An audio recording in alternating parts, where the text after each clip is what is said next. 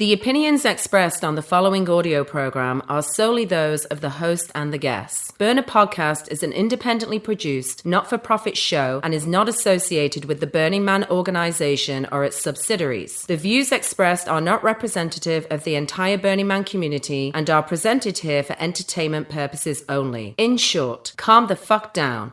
It's just a podcast.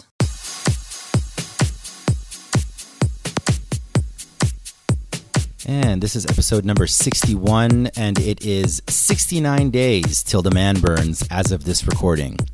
69, hey. You know what? That number, by the way, I've had a couple of people like randomly shout out at me at like parties and stuff. Hey, Burner Podcast, how many days till the man burns? And I'm like, I don't fucking know. I Googled that shit before I record the intro. Anyway, come to think of it, the man burns in, quote, might be like the third most Googled phrase in my search history. Right after my own name, of course, and will this get infected? So there's a lot happening in our world right now. And by our, I mean like my crew, my circles. Not there's a lot happening in the world. Yes, that's true, but I can't talk about all of the world at the same time. As you may remember from the Enter the Journey episode, I am serving as the sound lead for the Journey project, and it's pretty much like the biggest thing that's coming out of this region. This job has been like a really fun excuse to meet up with producers and sound engineers. Like the other day, I got to tour this recording studio that a lot of big, huge names have recorded in, and the staff was all like psyched about pitching in for the Journey. So it's really exciting to be able to connect with people outside of the community and be like, hey, this is a thing I'm working on, and to get them excited about it, and then it be an excuse for you to connect with people that you normally might not have an excuse to connect with and get to see cool shit. So I don't know if I'm sure if you're listening to this show, you're involved in shit, but if you're not, and you haven't heard us tell you enough, you should totally get involved in our project. It's always a lot of fun. Then obviously a lot of us are starting our own burn prep since it's only a couple of months away. And by starting our burn prep, what I mean is that we're thinking about what we should be doing and then scrambling to do it a week before we leave. In addition to that, I've started this new community-driven venture, which is currently in development phase, so I can't really talk about it much. So that's on my plate. And the rest of the Burner Podcast team is hard at work preparing for our first ever physical event. And I mean physical, like happening in the real world and not online. And it's not like physical fitness, though I guess it could be fitness depending on how hard you dance.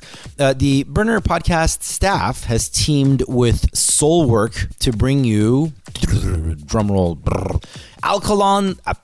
Alkaline Live. Yeah, you know that other show that we do, Burner Podcast Presents Alkaline. It's DJ mixes from all these amazing DJs that are active in our community.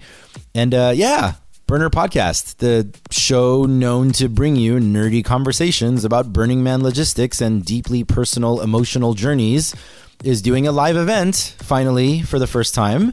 And it's a party with techno music. I bet you thought this team would avoid the cliche. Well, how wrong you were. I kid, of course. I'm pretty damn excited about this event. It's going to be happening July 29th. At Cesar Chavez Pier here in San Diego. Cesar Chavez Pier sits in the shadow of San Diego's only real internationally recognized icon. That's the Coronado Bridge. And we have this amazing lineup of Alkaline alumni and a couple of special guests booked. And we'll be releasing that information really soon. Just not yet. And then the after party is going to continue at Blonde Bar. So it's going to be a great day party. It's going to be going on all day and then going well into the night. So I really loved watching Navjeet and associate producer Tori geeking out with John Reynolds, aka Bass Exotic, on the DJ booking process. So more info on that soon.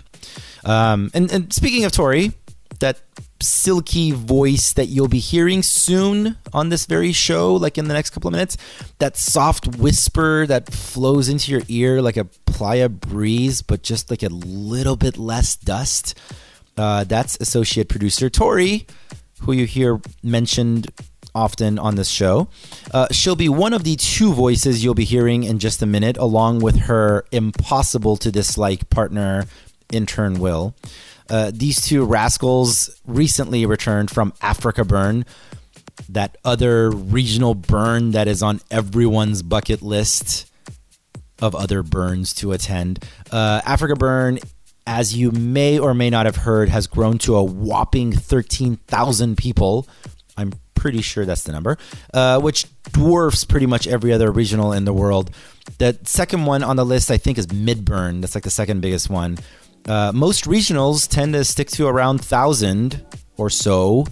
Ours in SD is kind of like a larger one, actually. It's around 3,500, but Afrikaburn is just, massive. It's pretty much the biggest burn event that you can attend outside of, the Gerlach regional, that other little one, I guess.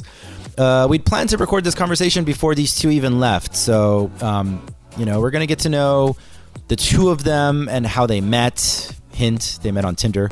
The first half of this conversation will be about all the prep that went into their travel experience, which ultimately led to what they saw when they first stepped on foot in the South African playa, which is not really a playa, but whatever.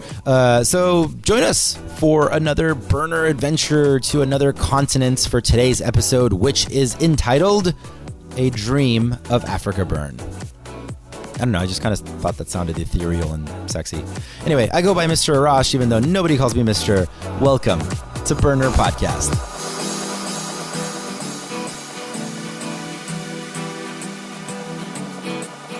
On the first part of the journey, I was looking at all the life. There were plants and birds and rocks and things. There was sand and hills and rain. The first thing I met was a fly with the balls and the sky with no clouds.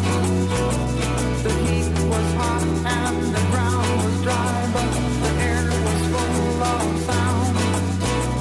I've been through the desert on a horse with no name. It felt good to be out of the rain. In the desert, you can't remember your name, 'cause there ain't no one for to give you no name.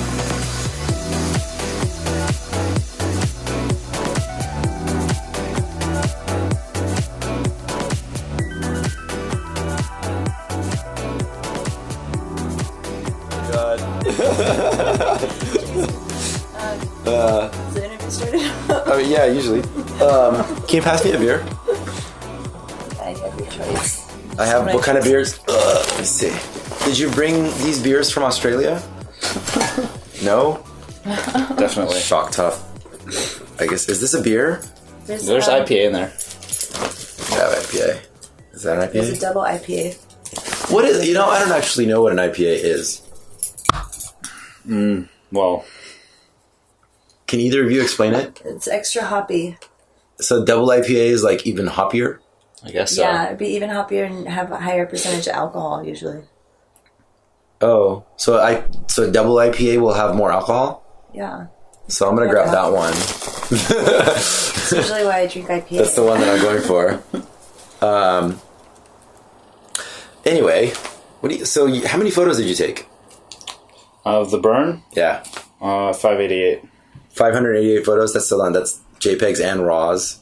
No, that's JPEGs. Okay. But a lot of them are like practice photos. Yeah. But like the Safari, we have 2,000 photos. Yeah. And that was, 3 days versus a week. By the way, my voice has been like scratchy all day today.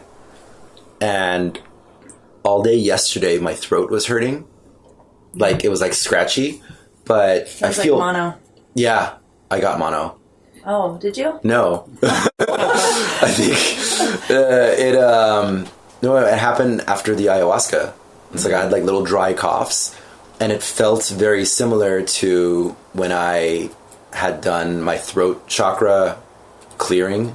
And the next day I had all these dry scratchy throat, and it was like phlegmy, and I had these dry coughs. And at the end of the day I looked it up, And I found that like a bunch of blogs had written like that's a common thing that happens when you do a throat chakra clearing for the first time. Like you'll get scratchy throat and you'll pick arguments with people. Isn't part of it like making a noise to like clear the throat chakra? Or is... I did a guided meditation when that happened. Okay. But this feels to me a lot like that. And so yesterday, if you'll remember, like when we were sitting at brunch, Tori, I don't remember what it was. I called like Arthur out for interrupting me or something. Yeah, absolutely. Yeah. But it was like, one of the things that happens is that you'll get more argumentative with people you'll usually never argue with. Oh, interesting. And like you'll just talk people's heads off. But I remember yesterday I was like talking people's heads off. The waiter comes up to talk to us and I immediately start telling him, have you heard of ayahuasca? And I start telling him about it. That's funny. And it's usually like people will say things like, it's like the same thing they say like about Burning Man. They're like, oh yeah, I've heard of it. I've never been. And I always want to respond like, I know you haven't been. Because if you've been, you don't shut the fuck up about it. It's absolutely true. This is the pre-photo of Tori at the burn, Yeah. by the way. You know, we are recording. You could show me these photos later. Okay. I mean... We were on the car ride here, and Will was like, I brought the photos. I don't know how we're going to work it into the interview. I think you just did. did. They're not really going to work out. Yeah. No. It's an audio show. Yeah, well, it's worth mentioning that we're planning a photo project, so, a couple of these photos we're talking about you'll be able to see online later. Yeah. What is the photo project? We're going to write blog posts and have photos that outline the principles of the burn. Yeah. Especially since this is like my first burn, so it's my first big exposure to everything. And we're going to discuss all the principles, including the extra principle Afrikaburn has. Afrikaburn has an 11th principle that I really think that, our Burning Man or the state's Burning Man should bring into concept, which is each one teach one. Yeah. Which I find... I thought I was complaining. No. I take it really to heart because it's similar to what you just said of, you don't shut up about Burning Man because there's a lot of experiences to be had and things learned and community and all these great things, and each one teach one really emphasizes that what you learn, you teach others inside and outside of the community. Because, you were telling me about that, because, there's like the 11th principle movement here. No. There is, and it's about consent. Oh, yes, I do know about that. Yeah, so Yes. there's clashing marketing happening here. Can we start adding like maybe amendments to the principles? They use sub-principles, like 11A and 11B. 11A is consent, 11B is each one teach one. Each one teach one is about like passing the traditions down. Yeah, so, there's like a lot of people that complain, I think, on Facebook after the burn. They're like, oh, these people like stole a bike or they just did this, and I feel like it's, they don't get the principles and they shouldn't even be allowed to come. And I'm just thinking like, oh, well, or we should like teach them, you know, and be good examples and to teach them not to steal bikes, and and things like that, or to wear lights at night. I've been to so couldn't the argument be made that like radical inclusion would cover that? Radical inclusion, I feel like, is a little bit more open-ended and less directive. It's just, making others feel welcome and including them, and kind of ties into participation in a sense. But each one teach one, I think, is a little more in-depth as far as, explaining things and, communication maybe. Yeah. Do you think, have they had that like forever, or is this like a new edition? As far as I know, I think it's been there the whole time, but I would have to look into it. Okay. Yeah. All right, well, let's go back to the beginning. Associate producer Tori and intern Will, welcome to the show. Thank you. Thank you. You're welcome. So I want to go back to when you guys decided that Afrikaburn is where you'd like to go. First of all, how long have you been dating? A little over a year. Has it been a little bit? Yeah, it's crazy. Like, because Will just like kind of came into our lives and immediately felt right at home, I feel like. Or at least we felt right at home with him.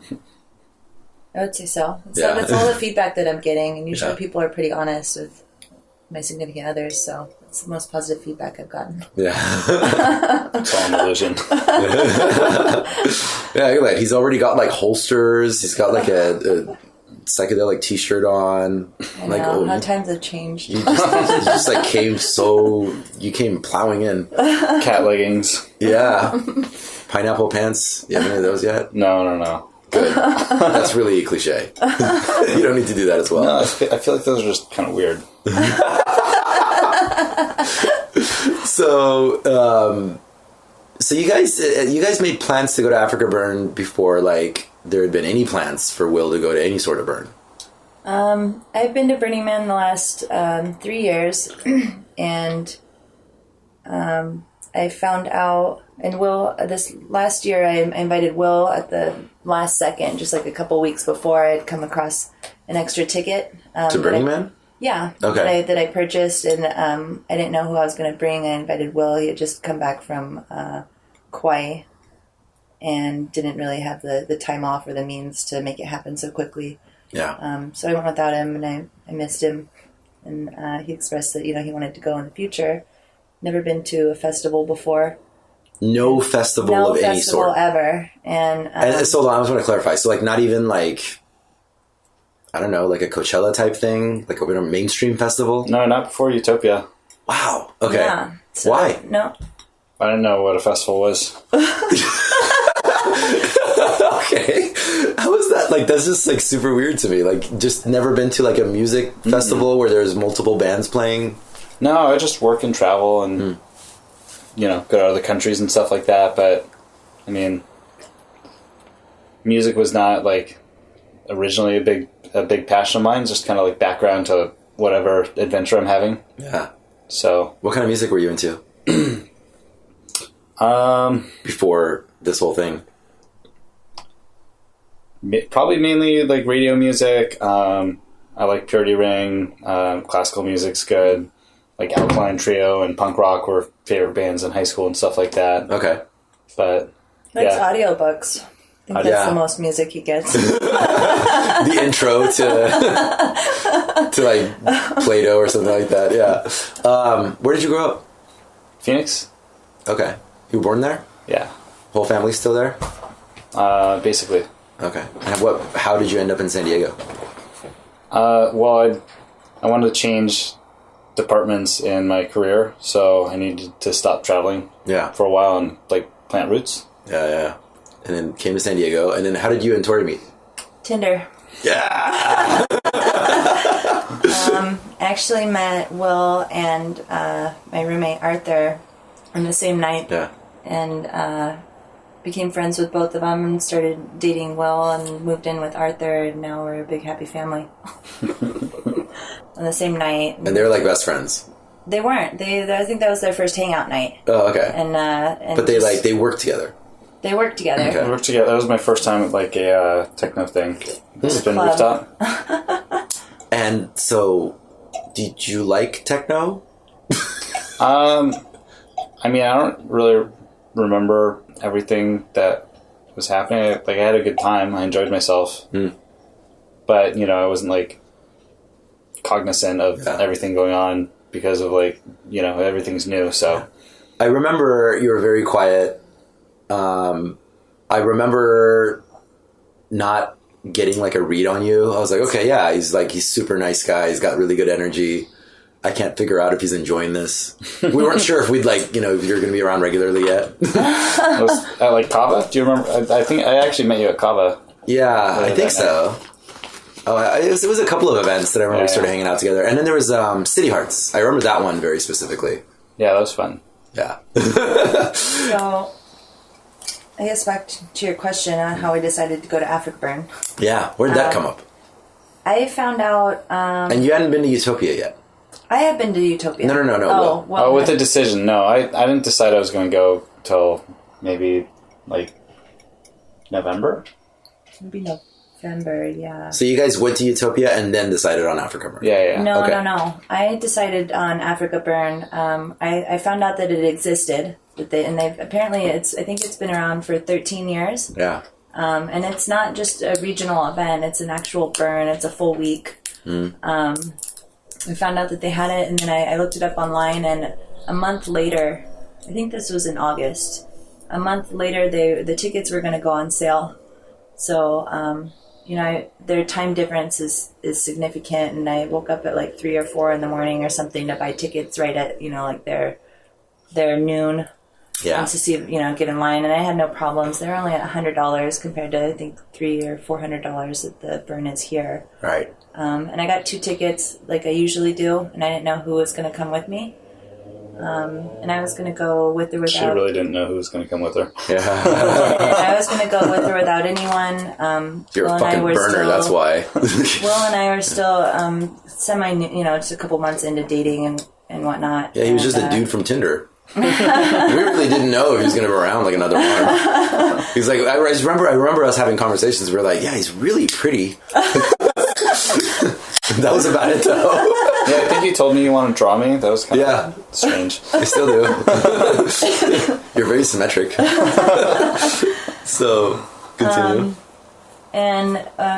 Over time, Will's done a ton of traveling, and I've done a ton of festivaling and camping and, radical self-reliance themed events. And he said he would come with, and we decided we were going to go. So from then on, it was a lot of ups and downs emotionally. Yeah, preparing for Afrikaburn. Preparing. It's above and beyond what, I could conceptualize when I'm used to bringing a full carload and like a trailer behind me and driving 16 to 24 hours. Yeah. And then, trying to pack everything that you need for radical self-reliance or being in a desert for a week. So how were you preparing for it? Like, because obviously, like, I would imagine that's the first thing. I have no fucking idea how I would prepare. Sit-ups. Lots of sit-ups? Okay. Crunches too? No. No crunches, just sit-ups. Full ab. Yeah. What do you... Were you, like, reviewing their website? Were you making contacts with people? How were you planning? It was a little bit of a whirlwind, but I think the planning, a lot of it came from, attempting to do some online research here and there. I don't think any specific, website or people that I reached out to were, give you the exact recommendation on what type of tent or shade structure you need, or, just traveling abroad and preparing like that. But I kept being motivated because we go to the Burning Man here and 70,000 people, and there's people from all over the world, and they do it. Yeah.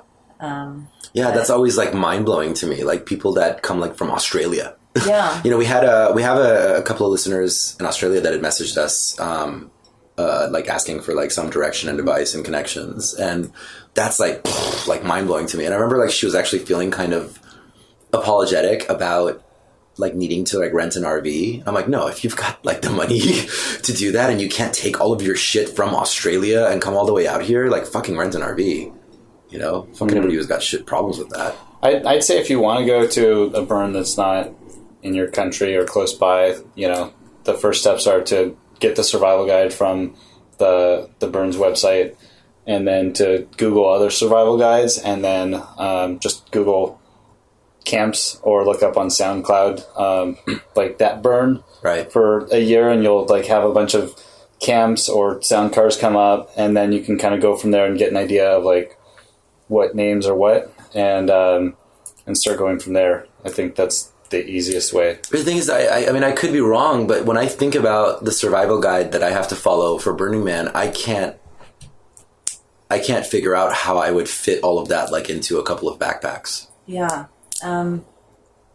What I did, and what kind of what Will was just saying, is outside of the research, is I started researching, or outside of the general research, I started researching specific camps and reaching out to those people primarily through Facebook. Right. Some of them weren't going to be active the year that we were going. Some of them were, and I got a ton of positive feedback from people that live there or that have been there about what to bring, and if a shade structure is needed and that type of thing. But is a shade structure needed?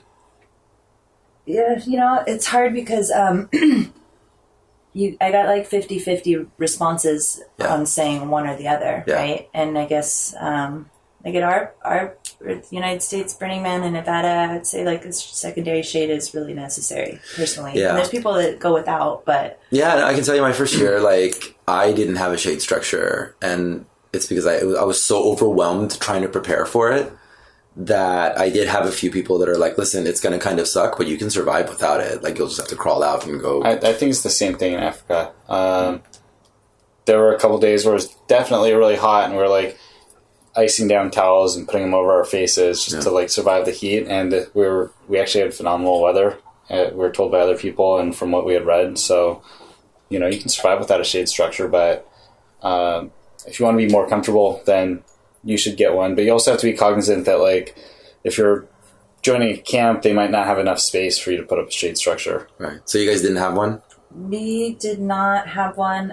We did join a camp, which helped with a lot of the general, like, you know, logistics, thought process of supplies, because I knew that, you know, it is radical self-reliance, but, you know, there's a camp leader and all the people that you're camping with, and everyone wants to be supportive and helpful. Yeah. But they were going to provide water and, you know, a camping space and a kitchen space.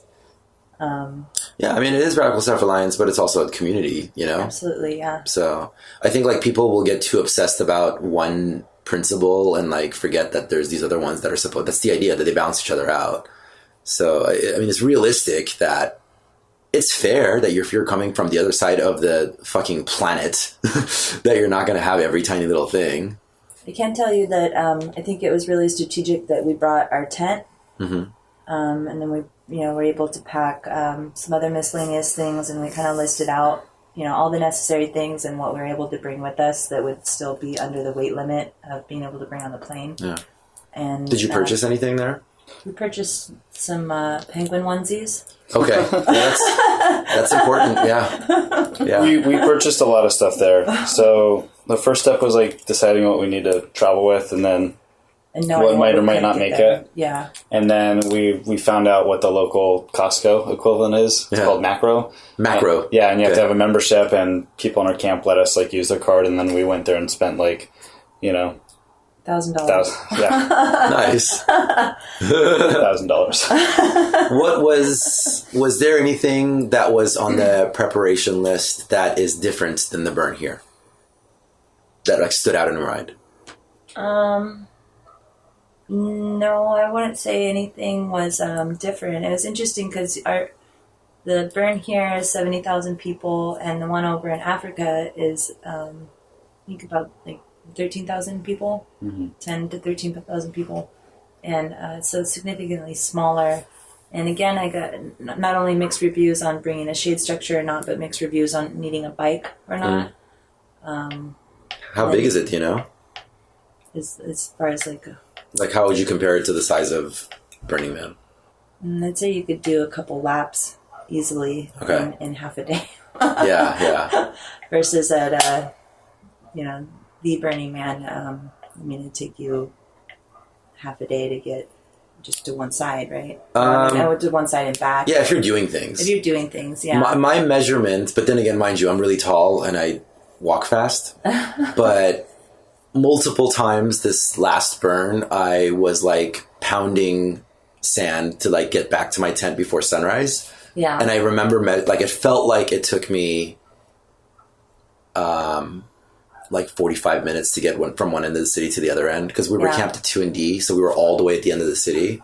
And somehow I kept finding myself all the way at the other end of the fucking city right around sunrise time, and I had to like pound my way all the way back. And I remember it took like, I want to say it took a half hour or 40 minutes.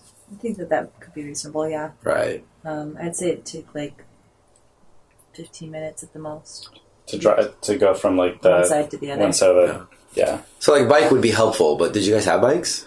We got bikes with pedals for peace, and What pedals for peace? You purchase a bike and they bring it to you and put it together and have it free with the burn, and then at the end you can leave it with them and they donate it to like a local sports group or something that needs it. Oh, kids, wow. Yeah, a local sports group of kids that are training or something, or just on a team that uses bicycles.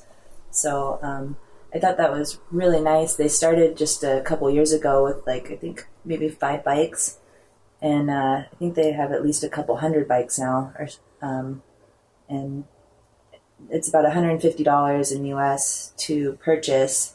And, you know, if you think about it, if we were to purchase one not through Pedals for Peace, we would have had to shop for one. Then we'd had to figure out how to transport it.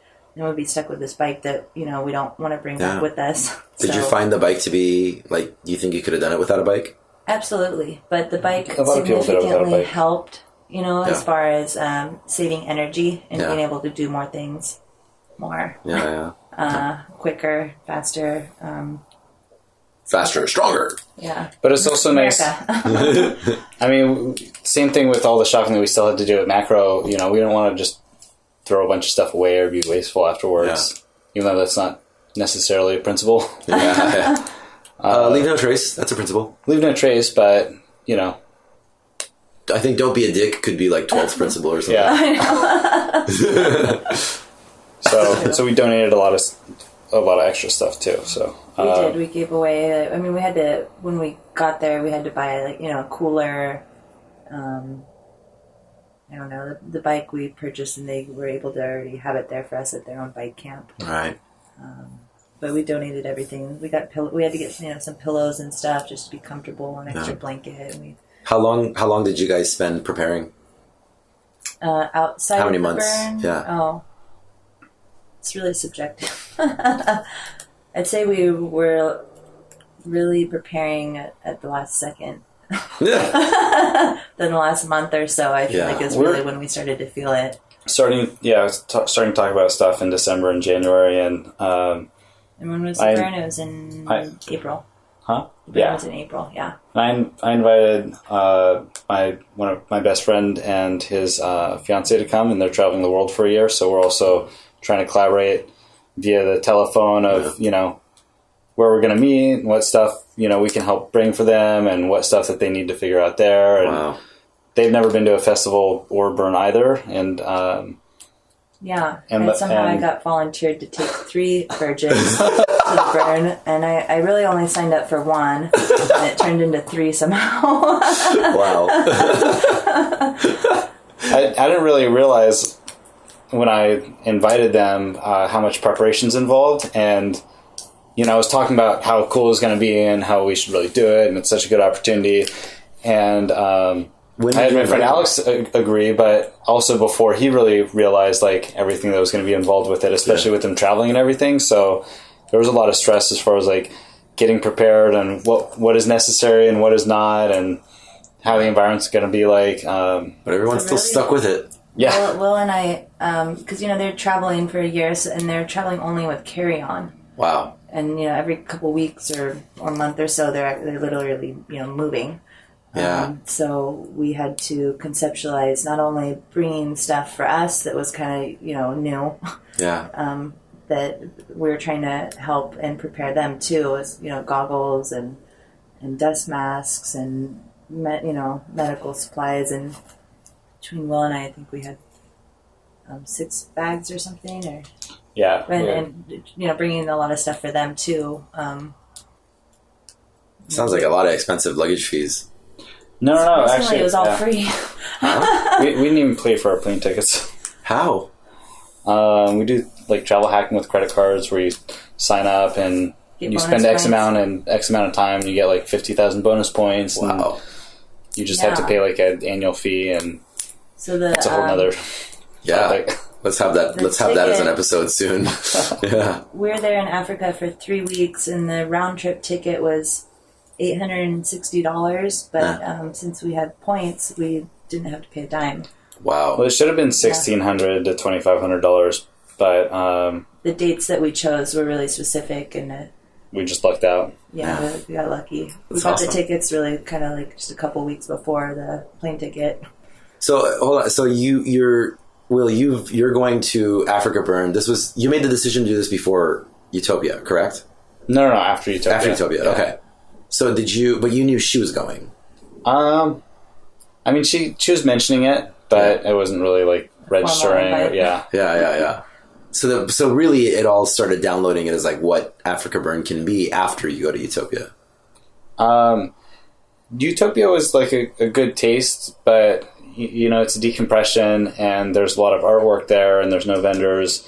But it's also a markedly different environment, being in a forest, and like nothing's actually burning and stuff like that. So, I was introduced to a lot of the ideas and the people, but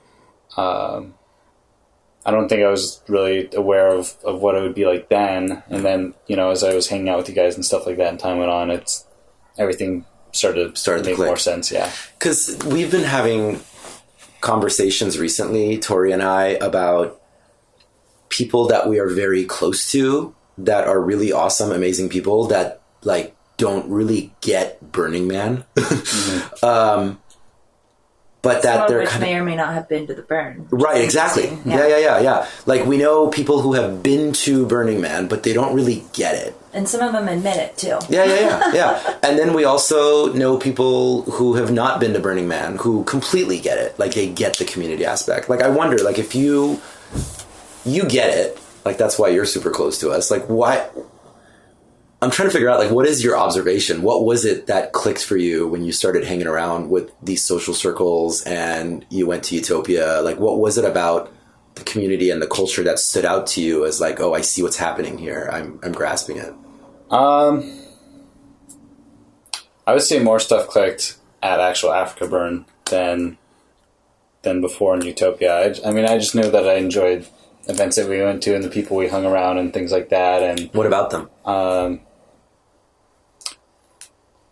Everybody's generally pretty nice, but can be kind of a dick and snarky. Yeah. And there's a lot of like giving involved, and it's fun. I mean, it's like because that's a natural state for you. You're a very giving and open person. Yeah. Well, and you see a lot of people that are more willing to like be open to being different than in the regular community. So default world.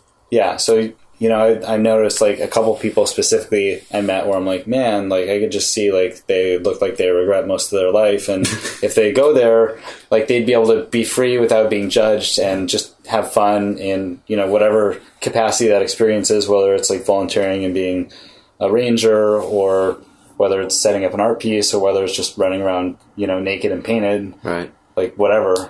And or painted. Sure. Okay, so you guys get all your shit. Finally, you pack, you get on the plane and you're flying out. 33-hour flight. 33-hour flight from LAX? No, from San Diego. San Diego straight to... the layover, and it's really small, minimal layovers. It's one of the shortest time frames you could get. We laid over in DC and then Ethiopia, and I think then down to Cape Town. And we realized why the tickets were so cheap is because we were with Ethiopian Airlines. And the staff was very nice, but like I don't know if it's a big part of the culture, but every single plane we got on, there were people sitting in the wrong seats where they're like, someone's like, that's my seat, and they're like, no, it's mine. They like show the ticket and it's like very obviously not their seat, and they just look confused and it's very interesting the whole time. A lot of people, hygiene's a little bit different for a lot of the culture, I think, and like the airline doesn't have any of the air vents. Yeah. So you're like sitting for 20 hours on a flight without being able to like turn air on. Yeah. And like these kind of crappy seats, whereas like I don't fly in super nice jets all the time, but most of the time when I'm flying overseas, there's a little bit more space, a little more comfortable and stuff like that. Which is funny because on our last flight from Ethiopia to Cape Town, we're just like getting on the plane and Tori has her fur on, and then like all these people are like, "You're going to Afrikaburn." Oh, yeah, that was one big item that I insisted we had to bring was our fur. Yeah. Which, it's one of the bigger items, so it wasn't really convenient to pack it inside the luggage, so we're literally carrying all this luggage and have our big furs on. How was the temperature? They're mainly inside in the airports and in planes until, you get in the Uber or whatever. Yeah. They have Uber in South Africa. Yeah. And then you can take it off and, you can carry it still. But we were lugging those things around for 3 weeks. How long were you in Cape Town, like, proper before you headed out to the burn? We landed on Friday, which was my birthday. Yeah. After a 33-hour flight. And the burn, we left on Tuesday. We left on Tuesday, and it was about a 4.5-hour drive from Cape Town. What'd you guys do in Cape Town? I mean, there's a ton of stuff to do. You have to work backwards from like how long it's going to drive, and then where you need to go and buy stuff, and kind of like that. So we spent probably a day or day and a half just buying supplies, and then other than that, we went to Cape Agulhas, which is the southernmost point in South Africa. You can see like the two oceans meeting. Right. Indian and Atlantic Ocean, where they meet. Yeah. And what other tourism stuff did we do before? Penguin Beach, where they actually have penguins on the beach. That was after. That was after though. Well, that's still in Cape Town though. We went to Table Mountain, which is this big mountain. You take this little, what are they called? Trolley car thing. Yes. The ones. Trolley car thing. Yeah, trolley car thing up the mountain. I'm going to flash back for just a second to before you guys left for Afrikaburn. How did you find your camp that you connected with? I had been reaching out to a couple people that had, that just Facebook groups that I had found, or camps that I had found through Facebook or through the website. None of them at the time when I was starting to begin my research were active, though. But I started asking friends, and, I'm a part of Burner Podcast and just the community that they hang out with in general. A lot of them are burners, and I started asking around, telling them that I'm going to Afrikaburn. And there are a couple friends that I had that had friends that have been or were going to Afrikaburn. Right. And Myra actually... Oh, no, it wasn't Myra. Myra did introduce me to someone, but another friend of ours, Amy, had introduced me to a friend of hers that lives in LA on Facebook that went last year. It all sounds very complicated. And so I Facebooked her, and, I told her, I don't know what camp to join. She said she joined Aliens Coffee last year, which is kind of like their center camp, and they serve coffee and tea every day, all day, and you can, as part of being at the camp, you volunteer and help serve coffee and whatnot. She had put me in touch with them, and they said that they were almost getting full. I said, "Do you have room for 4?" And he said, "Yeah." Cool. And a teen? A teen. Yeah.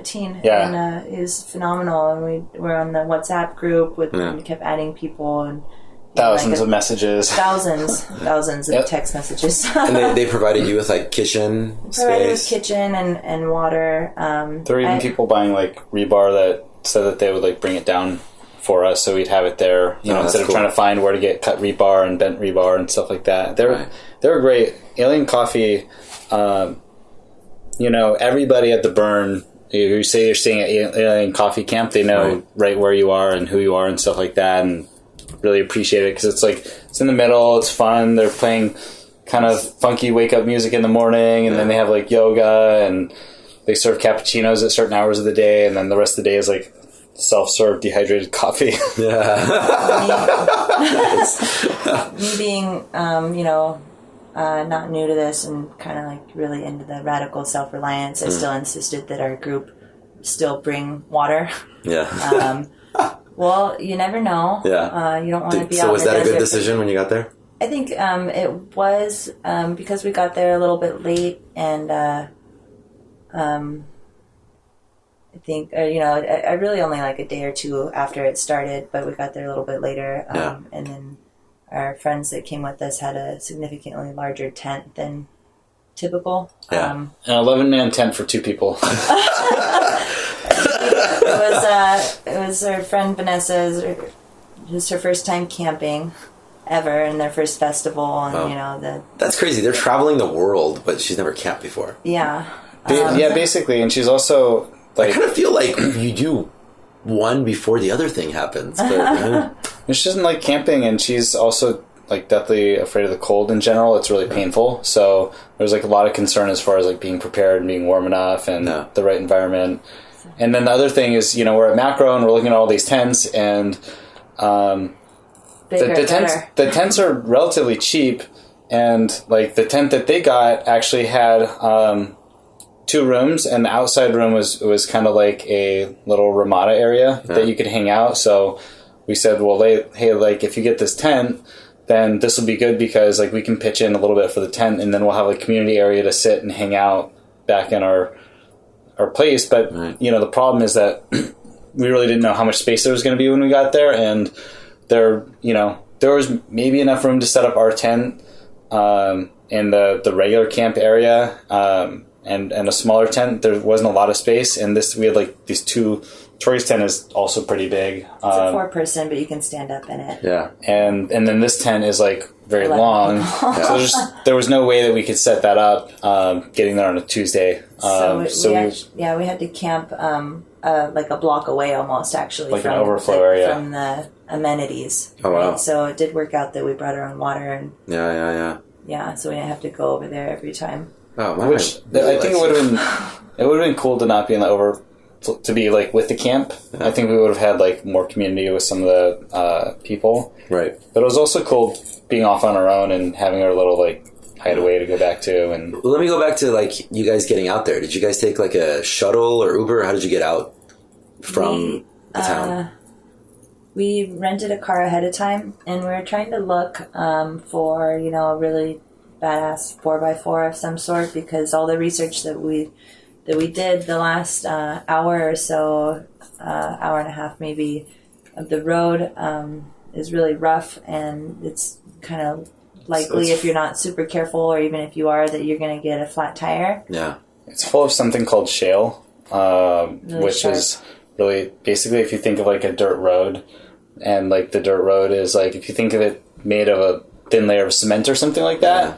And then a lot of those pieces get broken and they're sharp and they'll just tear into your tire. Ooh. So, what kind of car did you guys rent? We rented a 4x4 truck. We thought it'd be important to get a 4x4 and to get a truck. Right. And then, very specific about that. And it was hard to find because, there's 13,000 people going to Cape Town, South Afrikaburn, all trying to rent the same vehicle. Yeah. So if you... one of the first things you need to do is get the proper vehicle and rent that because they sell out fast. Wow. We lagged. We really procrastinated. And we showed up and they're like, oh, no, we don't have that truck. Someone didn't turn it in yet. Like, do you want to take this little van or this? And I'm like, no, I very specifically wanted this vehicle because I need it. I'm going camping.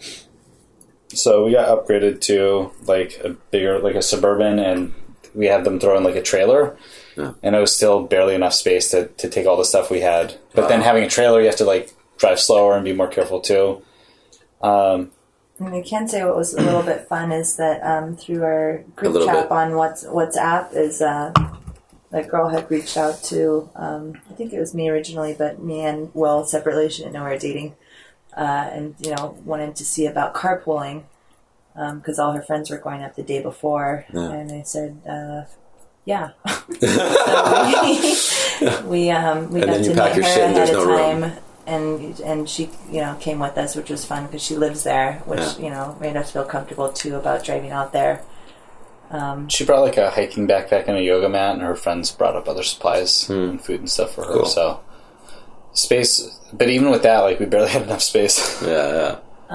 So you get through this drive. So and there's actually people with pop tires on the side of the road and tires in the road just all by themselves. And, wow. The thing is that there's a chance that you can drive and not get a pop tire, but if you do, there's very limited areas where you can get a new tire repair, and there are tire repair places there.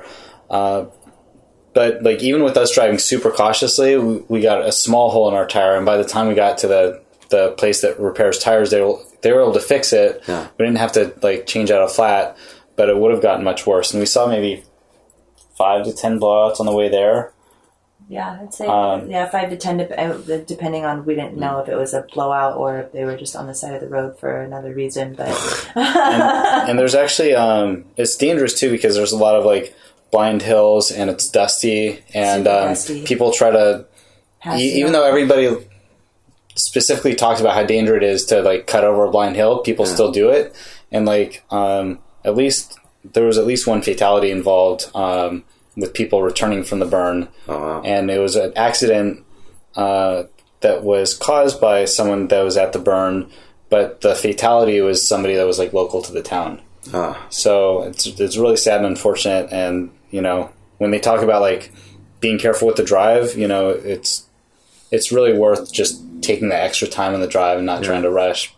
So just go very slowly and watch where you're driving. Really slow, and the problem is that whoever thinks that they're used to the road or thinks you're going too slow, they speed up and they try and pass you. It's only a 2-lane dirt road, and then they pull in front of you, and I was driving on the way in, I couldn't see at all for up to sometimes up to 60 seconds or more. Wow. And I don't want to stop, because of people behind me or what they might be, and so I'm still trying to drive really slow, and it's a real whiteout. Does the traffic look like that giant line going into Burning Man? No. Plus, if you're coming from out of country, mind you that you're going to be driving on the left side of the road. Right. You're the wheels on the right side of the car. Yeah. And then if you have a stick shift, you're going to have to be able to use a stick shift on the other side of the car on the other side of the road. And in our case, it was also with a trailer. So there's a lot of different things involved that you might not be used to with driving as well.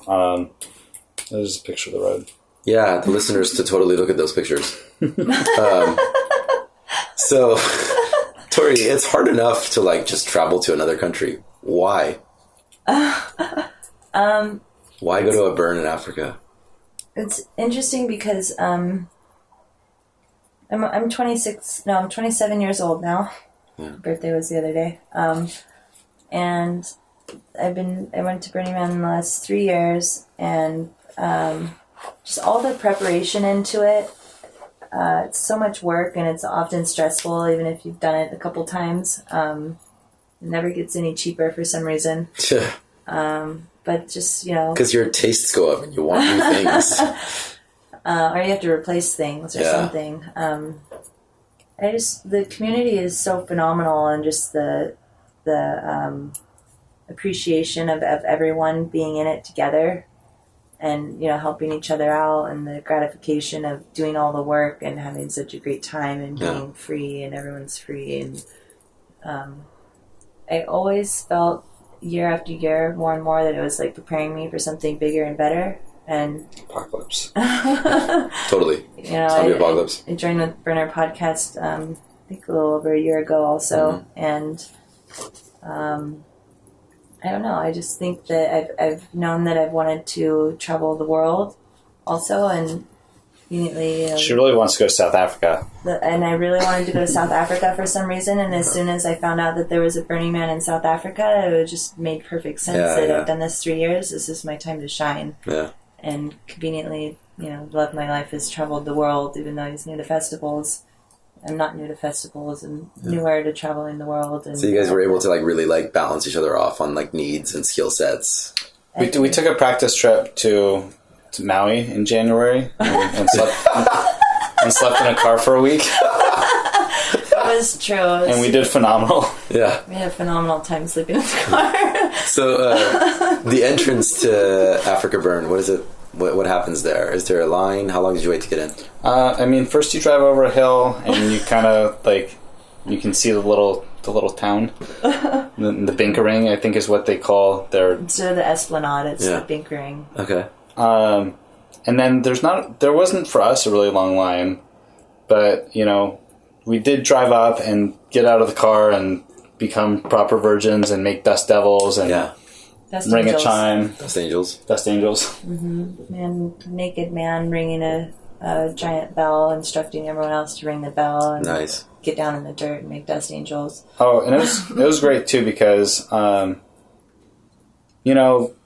friends Alex and Vanessa, they were stoked to go with the impression that, I'm saying that it's going to be really cool, but it's probably going to be cool, but not as cool as I'm saying it's going to be. And I was showing them footage from other Afrikaburns, and I'm like, look at this, it looks amazing, the artwork and this, and they're like, yeah, well, it probably looks better in the video. So we show up, and I think that Vanessa was actually very surprised and impressed, and she had a phenomenal time. She actually talked about thinking about going to Burning Man in Black Rock City in the future, which is really cool to see. But the best thing was, they totally don't know what to expect. We show up and we go to park this car with a trailer, and I have to back up, and it's a burning community, so people are really nice, and someone comes off over and offers to help me back up the truck into this little space, and he's like also completely naked. Yeah. He's like, oh yeah, I'll help you pack it up, and he's Proper. like, they're just like looking at him, and like afterwards like. He's like, oh yeah, I was happy to help you. Do you want like a coffee or anything? Like gives me a hug, and which felt like a perfect way to like enter into our camp. Yeah. And what's funny is that, I've been doing festivals for like 7-ish years now, and never once have I had to go to the medic tent. Once, ever, for anything. I had to go to the medic tent twice in Africa. Why? First time, for some reason I got this... Pink eye? I don't know, it's really awful eye infection. My eye was like swollen and it was oozing. Ooh. And it was the first night where we came. We decided that we had the whole night. We're gonna we just got to camp, but we're not gonna sleep. We're gonna stay up all night and watch the sunrise. And Tori's like, oh, I think my eye's kind of bothering me. And then it starts to get light outside, and like she like shines a light on it. And there's like this pus coming out. It's true. I asked him to look at it like a couple hours earlier. He's like, oh, it looks fine. And So as the sun's coming up, it's like really messed up. And I brought a lot of medical supplies, but I mean, not For a pussing eye. not everything that you need. The medic tent was really great. Like the nurse was really helpful, and they gave us like eye ointment and washed our eye out. And What did they say? Was it pink eye? No, I don't think it was pink eye. It was, she said it was an eye infection to use this cream, and literally had to every couple out like 4 hours or something. We had to stop whatever we're doing, and he had to put this cream. I'd close my eye and keep it open, I guess, and put cream in my eye. then she got better like a couple days later, and then any sort of mosquito bite that she had turned into the size of a softball. And like, I got these horrible mosquito bites, and it just swelled up. And So there are bugs at Afrikaburn. Itchy. It was so itchy. I've never experienced something so itchy. apparently it was worse than this year than other years, probably because of the nice weather and certain the drought. things. Yeah. And the drought, there was a lot of standing water, in miscellaneous places, I guess, and it was causing increase of mosquitoes and other bugs. And I just told her, I'm like, oh, you're going to be fine. Like, you don't have to worry about it. Just keep it clean. And then, Vanessa's like, oh, it looks really bad. I think it might be infected. And You might have an abscess, and they might have to drain it. And I'm like trying to keep Tori calm. And she's like, you were keeping me calm. Now I'm kind of nervous. But Cancer. it also seemed like you didn't really care. And Vanessa's like, cares if I'm going to be okay. And it's like, so we sent her to the medic tent again. And oh my god! And no, what's the worst is that then all these bites started oozing. Oh my god. So ridiculous. The mosquito bites started oozing? Yeah, Were they mosquitoes? I don't know. So- I don't know. The nurse was like, "Oh, you're just gonna have to Tough power it through it." And I was like, "Oh my god!" Like you again. so It's Tori so took a itchy. day where it was like incredibly hot and just slept in the tent all day.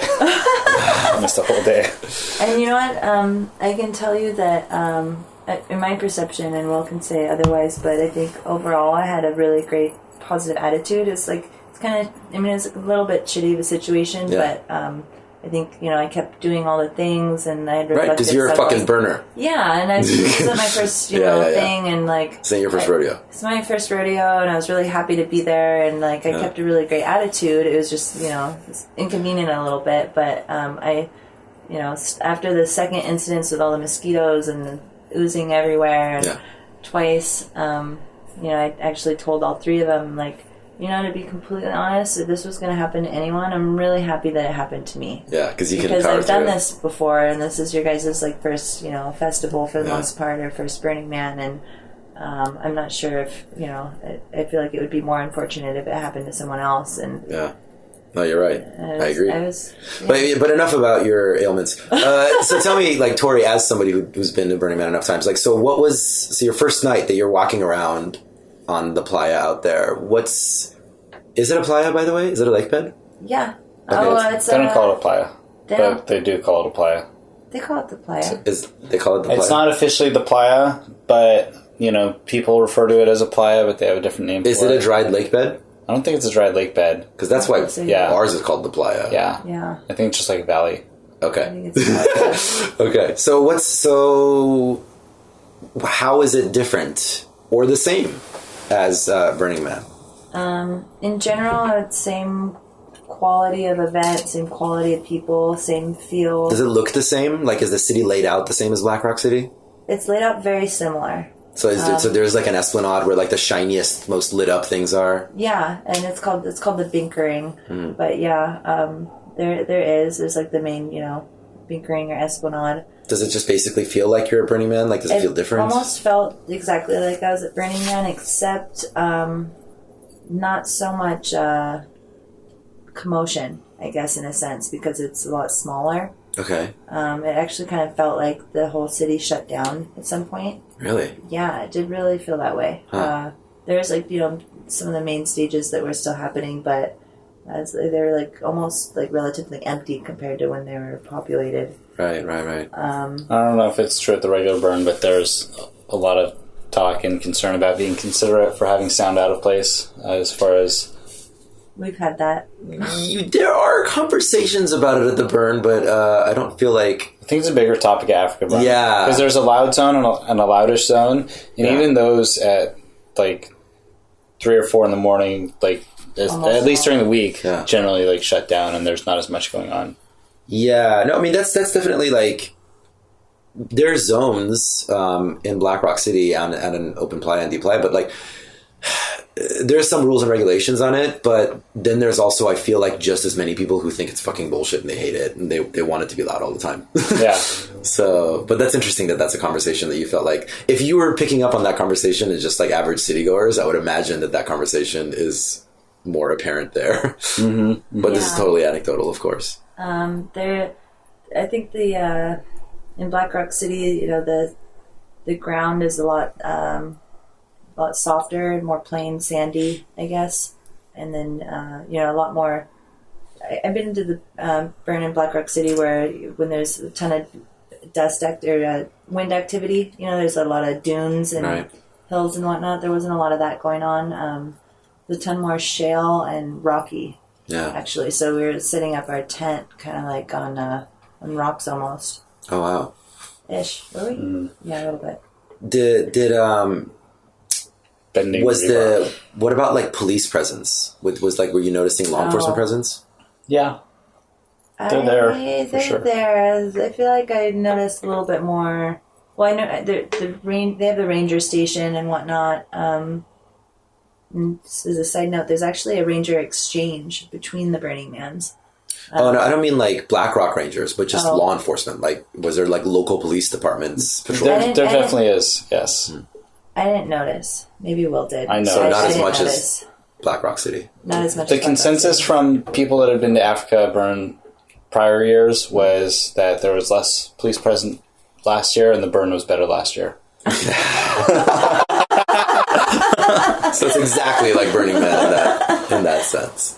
I don't know if I noticed. I think maybe I've noticed increase kind of police at Black Rock City, and in comparison, it felt minimal or almost non-existent in comparison. I noticed a lot of hardly anyone was wearing lights at Afrikaburn. Really? At nighttime, it was kind of awful. Yeah, that's interesting. Yeah, it was almost so bad that if you're going to call somebody a dark tard, like after a while you'd get tired of saying it, and you'd also feel like you're stupid because there's so many people without it that like you can't keep calling everyone out on it. Yeah. I wonder if there's like people that just don't even understand the phrase. They're like, that guy's fucking racist. Did it feel more international? No, not at all. Was it just all Americans? No, or was it all Americans South are Africans? Still the novelty, apparently. Someone else's words, yeah. Yeah. So a lot of South Africans. South Africans. Yeah, a lot of South Africans. I'd say it's still in Europe. Still predominantly white. Mm-hmm. But I mean, even in Cape Town and whatnot, in the culture, South Africans can still, represent white. Well, just there weren't as many. Accents-wise, were you picking up that there was a lot of Europeans, Australians, I would imagine, because it's closer? I don't know if I met a lot of Australians. We met some Americans, we met a lot of South Africans, and then, people from Europe generally, or like Israel and stuff like that. Because they're doing like we met someone that was doing the Ranger Exchange and... On the plane there. Yeah, and then we saw them at the burn too, and... Oh, cool. They were like, from Israel, and being a ranger at Afrikaburn, and someone was going and taking their place, and then they had like a tent set up for them already and supplies and really great We're things. definitely running into a couple, maybe even more than a couple of people that we had met either on the plane there or just there in general, running into them, And then after the burn too, like we ran into people from the burn, we'd recognize like the wristband and stuff like that. Oh yeah, people keep their wristband on. I still have mine on. Did they have a man? They have the clan, which is similar to the man. What is the clan? I feel like I have to research it again. How could you describe it? So is the figure though, right in the middle of the city? It looks like in the middle of the city. It's the same concept as the man. I think it's a little bit more tailored to the culture of being like more tribal. Right. So it looks kind of like a man, but with like multiple arms and legs. It looks kind of like a community or a group of people, like standing together, running or. Oh, right. Okay. Yeah, they call it the clan, and unfortunately, and that's still like burns. Like there's like a burn night, yep, and then there's a temple burn, and there's kind of like a temple. And unfortunately, we didn't actually get to see the clan burn. It was supposed to be ready. It's supposed to be done and Friday, and I think we were leaving Sunday morning, and it still wasn't done. Yeah. They changed it to be Friday so that it would be available for more people, and then the last couple of days there was wind, and it was too complicated, and it wasn't built in time, and it was delayed until like Sunday or Monday. Yeah, then they were trying to do it Saturday, and then they were trying to do it Sunday, and I don't know, we left. I don't know if they even did it on Sunday. Oh, wow. So you didn't get to actually see a burn. There were some art projects that were burning. Yeah. So lots of art projects burning, but not the main ones. Right. So we stayed an extra day. We were supposed to leave Saturday, and we stayed till Sunday to watch it, and we still didn't get to see it. Yeah. So tell me about like let's say like after you've settled in, like what was like a night that really stood out, some exploration that you did. Tell me about like what a night is like out at Africa. A night or a day? A night. Fuck the day. Well, sure, tell me about the day. Whatever. I mean, in the daytime. Tell me a story. We became Olympians, which was pretty cool. Oh yeah, so it's funny because our other friends, it was their first festival. I was their first Burning Man, and they heard all rumors about like orgy tents or naked people, blah blah blah. Which we saw a lot of naked people. Was there an orgy tent? There was an orgy tent. An orgy dome, actually. Oh, I'm sorry, orgy dome. Okay. Well, you can tell the story. My friend Alex really wanted to go to the Sex Olympics, so we went, and there were not enough participants, so we actually got to participate in the Sex Olympics, Tori and I, and you're going to need to elaborate on that like a lot more. Yeah, so the first thing that they have you do is undress each other with your teeth, which is not something that I was really expecting to do in front of my friend and his fiance, let alone all these other people. How many people? Not that many. Which I don't know if that makes it better or worse, but there's like... there was an audience. 15 people. Okay. And we did pretty good. We got bronze. Okay. Oh, nice. Overall, yeah. Yeah. So you undress her with your teeth? No hands. She undressed me with her teeth, and then we're like standing there naked and like...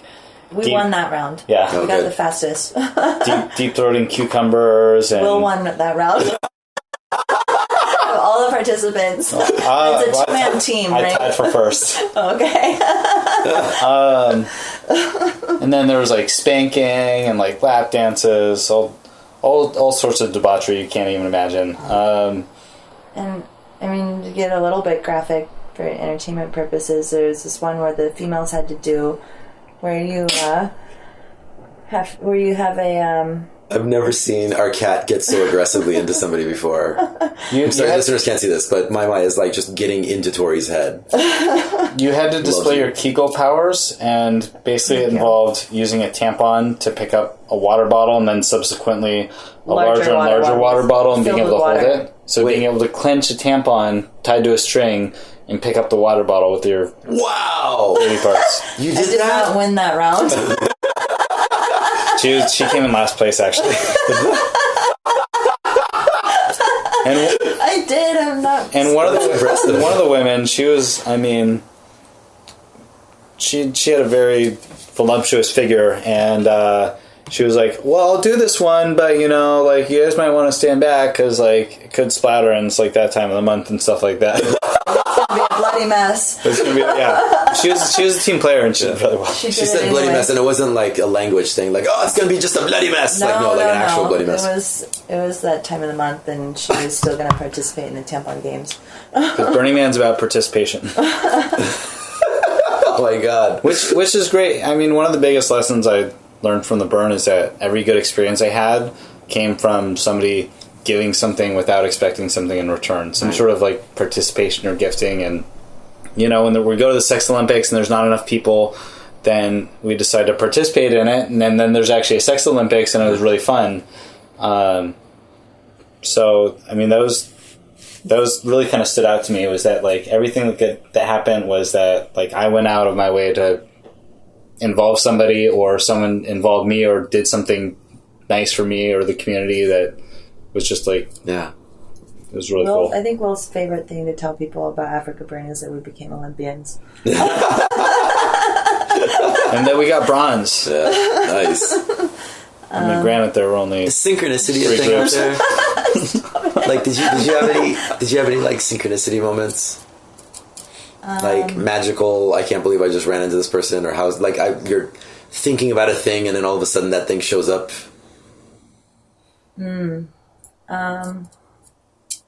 It's okay if you didn't. I don't know if I did offhand. I might think of something, but I don't know if I did. We actually had 7, but we're not really privileged to discuss them this time. So we were discussing, like, you were saying when Orgy you like gun? got it. Yeah. Like when you got it. Like you get it, what it is. Like you get Burning Man. What was it? Was there a moment, or was it like an overall experience that you observed? I mean, there were a lot of small moments where I really like felt those kind of things, and just appreciated certain things that were happening. But maybe on one of our last nights, it was really cool. It was like Friday, and it was sunset, and we're dancing out by this like art car called Loki the Rhino. Yeah. And it's overlooking the whole Bankarang or playa, and I see like the sun setting and great music's playing, and we run into Quentin, which is someone we met earlier in the week. I was going to mention Quentin too. He's one of my favorite experiences. Yeah, so it was like this culmination of the experience, because someone we met in one of our first nights, we ran into at the end of the burn, and it was like the right place and the right time, beautiful music, and the sun was setting, and then all of a sudden the Rubik's Cube off in the distance, it starts to light on fire, and that's the first art piece I see burning. Yeah. So the Rubik's Cube is having this like fiery burn, and the sun is having this like fiery sunsetting experience, and it was just really pretty. And after that, we met up with Alex and Vanessa via our walkie-talkies, and they had run into people that they met at the like shopping earlier, the macro store. So we're all going around like the different stages and having fun, and we end up at the train station, and the Spirit train had pulled in, and these two like sound stages are playing with each other. Spirit train is an art car. The Spirit train's an art car, but it's a train, and it's a train, yeah. And it's a dragon. Okay. You're like, just let's add another layer to that. Yeah. But it was just a really great experience, and the music was so beautiful, and there's all these people having a good time. And just really felt like you know, it sunk in that you're home, and this is a good place to be, and the whole week was just like fantastic, and it was kind of like a high. It was really cool. Did anybody have breakdowns?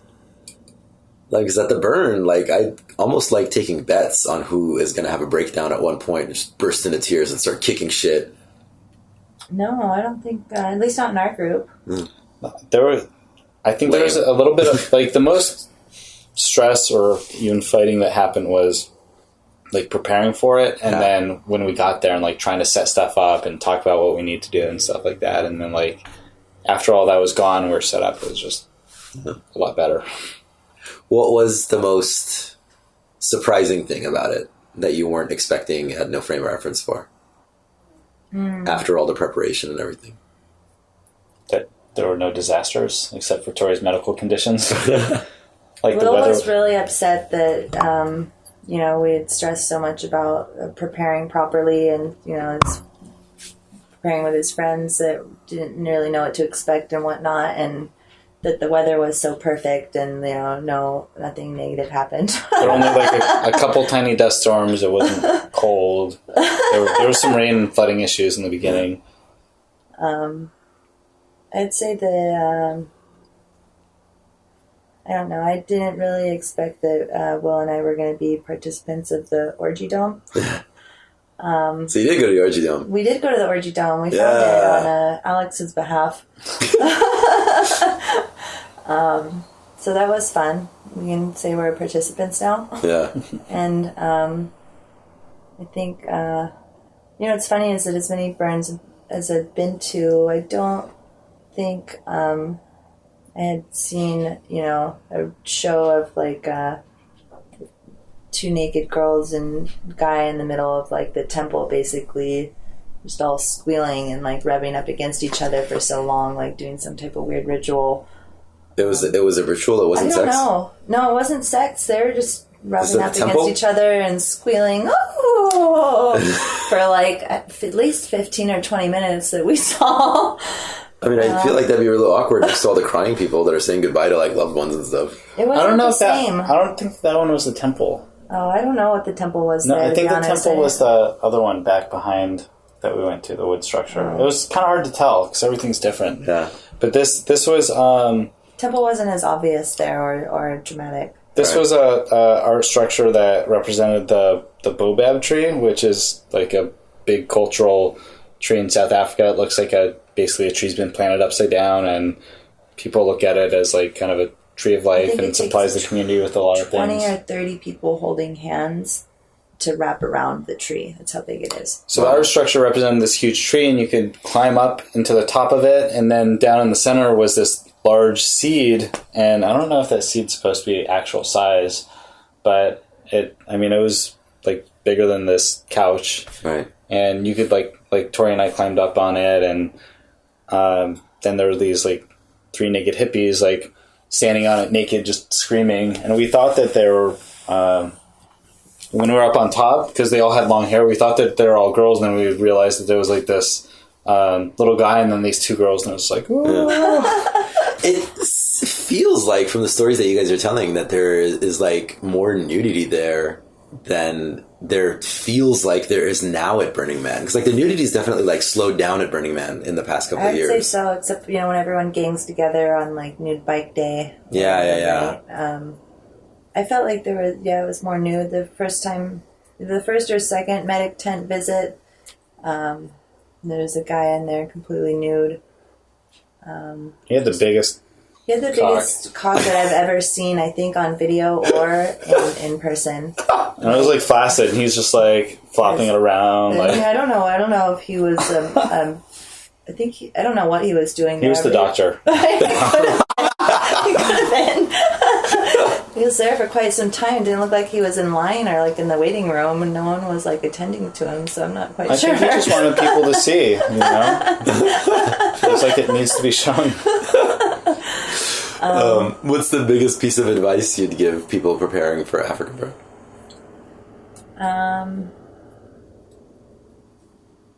I think you can do it. I did it. I'd recommend bringing your own tent and just if you can fit whatever you can fit that's going to be on the weight limit of the plane, and just know that you can buy things there or coordinate with the camp and have others help you out. I think the biggest thing I could say is I would do it again. Yeah. Was there anything that did or did not meet your expectations, Will? I had a fantastic time. I think that, I expected it to be smaller like it was. I think it'll be a really cool experience to go to Burning Man where you just can't see everything. We still didn't see everything at Afrikaburn because even when it's smaller like that, like you just miss stuff. But I had a really good time. I think the only thing was that I didn't expect the city to shut down at certain parts of the night. That's true. Yeah. Yeah, I feel like at Burning Man, the city doesn't quite shut down, but there is a segment of time, like right before sunrise and around sunrise, where I feel like it's harder to find shit to do because everybody's like run out of all their energy throughout the night. And I had that a couple of times where like I'm riding around on my bike, I'm like, oh, God damn it, where's everybody? You know, there's people wandering around, but they're kind of like in a little bit of zombie mode. So there's like this little chunk of time before like breakfast begins and after like the night shift is crashing out, where it's hard to find like higher energy stuff or concentrations of people. The last couple nights, I didn't go out and see it, but I heard it from my tent. There was some sort of high energy thing happening, and the only way I can describe it is carnival techno. Will's really upset about this. It was just like, it was so kook. It sounded kind of like clown music or carnival music or something. For hours. And for hours, and my thought process was that like, not only did somebody have to decide to create this music, then another individual had to decide that like they really enjoyed this music and that they wanted to share it with the people at Afrikaburn at 4 a.m. on a Thursday. For hours. And like we're trying to sleep in our tent. I'm just continuously like astounded that like, you know, the world's always full of surprising things that like that this thought process can take place and someone's like, no, this is good music. I need to share this carnival music at 4 a.m. on a Thursday. And I really just wanted to go outside and see like what art car was playing this like carnival techno 2 nights in a row. Huh? What was it? I don't go look. Oh, yeah. Fuck that. It seems like that kind of music that I don't know how to describe it, but you'd like be dancing with your like elbows back and forth and your knees out wide like a cowboy or something, and some sort of like cowboy techno hoedown. All right. Associate producer Tori does a lot of work on Burner Podcast Presents Alkaline, our music show. Alkaline Live. We're having a party July 29th. Yes, good Save plug. the date. Good plug. July 29th in San Diego. How was the techno? Minimal. There was a lot of minimal techno? No. There wasn't a lot of techno proper. Really? Do you think South Africans just aren't into techno as much? I don't think so. What was the music like? What was the sound of? I don't know what the general Burning Man genre is, but it felt very Burning Man-ish. Housey, you know. Little tech housey. Tech housey, yeah. I wouldn't say it would. I don't even think regular Burning Man goes into hard techno, though. I think people are mentioning psytrance. Except for Daddy Carl, aka Carl Cox. Yeah, Daddy Carl. Would you say like psytrance? A lot of trance. I'd say trancey. Yeah. Oh, interesting. Mm-hmm. Okay. What will you do different next time when you go? To Burn? No, to Afrikaburn. Oh. Bring less things. Bring less things. Yeah. Yes. Bring less things. I think it's hard to say more participation, but more participation even. Right. I think maybe make more connections because, you know, we had a total of 4 of us. I think it's kind of around us a little bit more than you know, it had to be necessarily, or it could have been. They went on a lot of their own adventures. They went on their own adventures. But I feel like they met more groups of people than we did. Yeah. And I think, to be honest, that my initiative now is to travel to different burns because that's going to get my travel bug out, and I'm also still going to feel like I'm not missing out on the community, right? Because they have a mid burn that's in Israel. Yeah. They have a Kiwi burn. I'm in the same boat. That's how I'm going to travel, and I think that's what I want to focus on. I'm in the same boat. Like I want to travel more, but I get so much satisfaction from burn events that I can access from living in San Diego that it's hard to like justify it. And my thought too is to make it even cheaper. Besides doing the travel hacking with the credit cards, is reaching out to the Burning Man community, you know, when I'm planning on going into that burn, right, and just couch surfing. Yeah. I think that's 150% doable. And I think people would be welcoming and travel with them and save, you know, just pitching on gas and, you help cook and clean and whatever Burner's Couch does with Mel. Yeah. And we did our best. Into the Fire did some interviews with people from Afrikaburn. Right. And we also did our best to try to track them down while we were there. Into the Fire? No, people. the interviews Okay. that Susie did. Super Suze, who produces and hosts Into the Fire, which listeners can access at burnerpodcast.com, is another podcast that is recorded out of the Bay Area. And they did an episode about preparing for Afrikaburn. And it was actually really great because like listening to them helped me get more of an idea of what to expect. And we found one of her people she interviewed was Skippa, and he's a ranger, and he's with the Art Sluts, where they go around and they help burners build their art projects if they don't have enough hands. And we found his car where he was staying in, and we left like a sticker and a note, and we hope that we got it, but we didn't find him. And then another thing I thought was really cool was, Tori always talks about Rockstar Librarian and all the work she does to help collaborate what kind of DJs are going to be where at Burning Man. And she was at Afrikaburn, and we ran into her and talked with her and did an interview, and that was really cool too. Because, hearing about these like people or names and having it all work together and making it more real and making connections and stuff like that. So that was cool. That's awesome. So you want to go again next year, or are you going to look for like a different year, different location, different country? I feel like maybe next year a different country. Yeah. Yeah, I think a different country. I think I'd love to go to Midburn. Yeah. I would love to go to Midburn too, and I think you'd be the perfect partner in crime. Yeah. All right, Intern Will, you're going to have to stay here. We're going to need your services. Yeah. I'll go to the one in Denmark. Yeah. What's that one called? White People Burn. Midburn, it's this closer to my motherland, so I feel really excited about like exploring that. We'll get you a credit card here shortly. Yeah, I gotta get a credit card. So there's this video that went viral of like this bachelor party where these guys are all having dinner, and a couple of the guys see that Bill Murray is having dinner like a few tables over, and they go and ask Bill if he can come over and give like some life advice to the groom, and he declines at first politely, and then so on his way out though he pops by and he's like, listen, too late for this guy, he's already engaged in everything, but the advice that he gives the rest of the guys is like, listen, you meet somebody, right? If you meet somebody you think they might be the one, buy a plane ticket right now and go travel around the world, and if after you go through all that travel, all that piss and hell, and you get back and you don't want to kill each other, get on one knee and propose right there in the airport. And that's the advice that he's like giving them. So I remember I told this story to a couple of people, and I've had multiple people give the same response. They're like, oh yeah, or just go to Burning Man. If you can survive 1 week out there and not kill each other, you're good. I think that's great advice. Will and I get along really phenomenal, and there's a lot of support and love and like very minor, friction for the most part.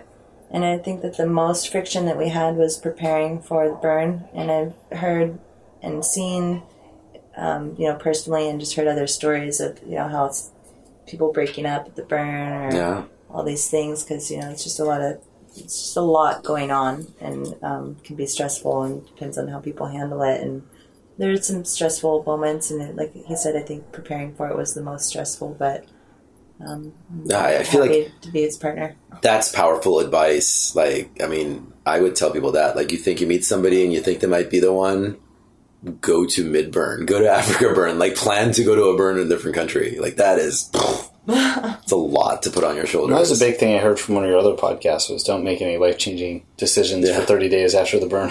Yeah. Whether it's breakups or friendships or jobs or whatever. Yeah, that's an excellent transition actually, because that was advice that Jake Tyson from Pink Heart gave me. When I was heading out to my first burn, I was already active in the community, and I was co-lead on San Diego's regional project, and I did have multiple people reach out and just give like advice.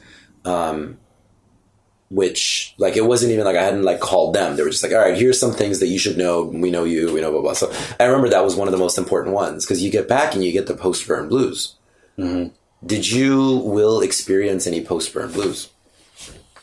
I don't think so specifically. I mean, we just kind of had a unique situation as far as like traveling to this burn, and Tori had a family member that was very sick and passed away right before the burn, and I had one that passed away like 2 days into being in South Africa, and then my other grandma passed away like a week later or a week and a half later. So it's really hard to like distinguish different emotions that were happening because there was a lot of life events that happened. Right. Yeah. And, you know, not only that, but we're at the burn for a week, and then for 2 weeks afterwards, we went traveling on a safari at Kruger National Park, and then we went to Victoria Falls, which is the largest waterfall in the world, and took a helicopter tour and went bungee jumping. So we didn't, like, have to go straight back to the default world after the burn. We also, like, still were going on adventures. There was a transition, yeah. Yeah. One thing I can say that I think I would do differently, the first year I went to Burning Man, I just, went, and the last 2 years I participated in an art project, which I feel like made a huge difference in how I felt like I was contributing, and, as part of a team, and had a little bit more structure at my burn. I didn't, even though we were part of camp and we volunteered at Afrikaburn, I wasn't part of an art project. And there's time constraints too when you're traveling from another country to be able to get there early and help. But I feel like my next burn, I think I'm going to make more, my next, either here or out of country, but, specifically out of country, I'm going to make more of an effort to see if there's a way I can actually participate with the build up and take down of an art project, because I think that would add more value to my and reason to go. Yeah, and I mean, it's really cool too, because I didn't even realize this, but you don't have to necessarily be super prepared to make an art project either, because we were at this one stage, and there was this really cool horse that was built out of all this like driftwood looking stuff, and it looked like it was running in action, and it was really cool looking, and it was right next to the I think it was right next to the baobab tree or close by, and we met the artist of that, and she's like, oh yeah, me and my boyfriend, we actually just took the extra pieces of wood that they didn't use for that project, and then we like made this horse out of it. Huh. So, I imagine they've had some practice, like, with wood. Yeah. Though. Absolutely. That thing was phenomenal. But still, I mean, it just goes to show that you can bring creativity and art and expression in a lot of different ways, and it doesn't have to be, if you're traveling, it doesn't have to be this huge thing. You can find different ways to do it that are really cool. Yeah. I think that's a important, powerful lesson. I have no idea how I would go to any burn and not be involved with something. Absolutely, I agree. It's hard. Luckily, like I said, we joined a camp and we signed up for volunteer shift. Wasn't super hefty, but Will and I made a specific effort to, I think most days we would go around and demoop and straighten out the chairs and wipe down the tables and make a miscellaneous lost and found, and just demoop. Demoop is the phrase. Demoop. Yeah. Because moop is matter out of place. Demoop means you're walking around like picking shit up. Yep. Mm-hmm. So you're helping like to leave no trace. And no, because I had this back and forth with a couple of people already, where like this guy was like, "Yeah, man, I love that guy. He's just walking around mooping." I'm like, wait, no, that's a negative thing. He's like, no, he's clearing shit up. I'm like, oh, I see what you mean. No, that's not called mooping, because mooping is when you leave shit. And I asked like 2 other people about that, like over the course of the next couple of weeks, and they had the same response. Like, oh yeah, mooping, you're cleaning things up. I'm like, no, wait a minute, that's not right. Demooping. Demooping is a phrase. I'm gonna stick to that. That's powerful. That actually brings me to the most difficult part of the burn for me was washing coffee cups. Yeah. Because, we had these two wash bins. One is a wash and one's a rinse. And then you go and you like pick up all these dirty coffee cups and you try to clean them up, and then people want to be helpful also, so before even asking, they just throw their coffee cup in like the rinse bin, and your rinse water is full of coffee, and you're like, no, stop it. You're like, just put it down. They're like, are you sure? You're like, yes, I'm going to wash this coffee cup. Don't do anything. You're going to mess it up. What's interesting, the difference too from Burning Man and Afrikaburn is they at Burning Man, no water, liquid, no spitting, anything on the playa, right? And Afrikaburn, we have these 2 wash bins, and we're washing coffee cups because we're aliens coffee, and the bins are getting dirty, and I go up to one of our day team leaders, and I ask him, his name's Juniper Jim. I ask him, what do I do with the water here? I like the gray water, I guess. And he's like, there's a whole playa out there. And I was like, really? And he's like, yeah. And he just shrugs. So I found a spot that I didn't think anyone would step in, and I just tossed it. That's a little bit different, It's not protected ground. Yeah. That's awesome. Well, guys, thank you so much for coming on and telling your story. Tori, I say to you over and over how grateful I am for you being part of the team. And I think this is an amazing adventure, and I love that you guys went. And thank you for bringing Intern Will into our lives. Now go clean my coffee cup. and look for the project we'll be doing on Burner Podcast with photos from the burn and a blog post. And Tori's actually, I think she said she was going to make a survival guide for Afrikaburn for people to access. Right. That's a lot. I did not say that, but I'll think about it. Yeah. Well, either way, you're going to have to put out some shit now because now we've said it on I'll put out some shit, and I'm happy to answer any and all questions as they come. Just email her directly if you have any questions on how to prepare for Africa. If you guys want to get a hold of them, you can always go to burnerpodcast.com, and there's a contact page over there. You can link through there, and we will forward the emails to the proper people that you're emailing. Yeah. All right. Look forward to hearing from everyone. You guys are awesome. Love you guys.